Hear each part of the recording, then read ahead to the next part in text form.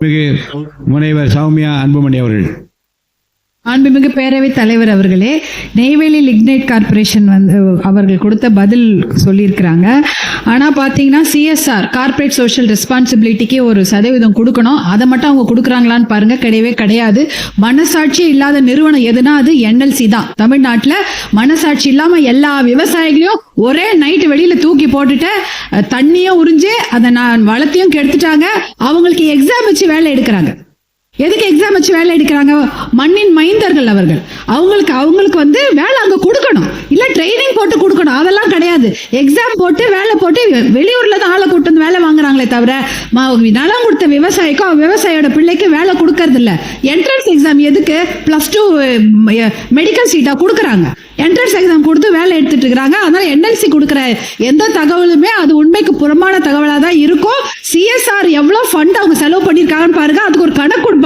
Road போட்டோம், இது பாலம் கட்டணும்னு, அது அவங்களுடைய வளாகத்துக்குள்ளதான் பண்ணிருப்பாங்களே தவிர மக்களுக்கு எதுவுமே பண்ணவே இல்லை. அதை நீங்க தெளிவுபடுத்தி. தொழில்துறை அமைச்சர். மாண்புமிகு பேரவைத் தலைவர் அவர்களே, இந்த என்எல்சி நிறுவனத்தை பத்தி உண்மையாவே நிறைய பேர் நிறைய கோரிக்கைகள் வைக்கிறாங்க. முனைவர் அவர்கள் சொன்ன மாதிரி சிஎஸ்ஆர் ஃபண்ட்ல இருந்து அவங்க ஒதுக்காம நிறைய பிரச்சனைகள் பண்ணியிருந்திருக்கலாம் இதுவரை.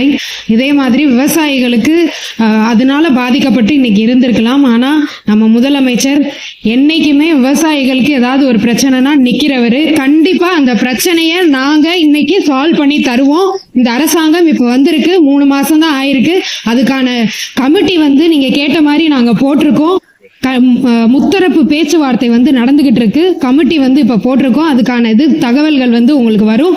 கண்டிப்பா யாருக்கும் எதிராக நாங்க நடந்துக்க மாட்டோம். விவசாயிகளுக்கு கண்டிப்பா சப்போர்ட்டா இருப்போம், மக்களுக்கும் சப்போர்ட்டா இருப்போம். அதே என்எல்சி நிறுவனம் அந்த மாதிரி இருக்காங்க அப்படின்னா அதுக்கான நடவடிக்கை இந்த அரசாங்கம் கண்டிப்பா எடுக்கும்.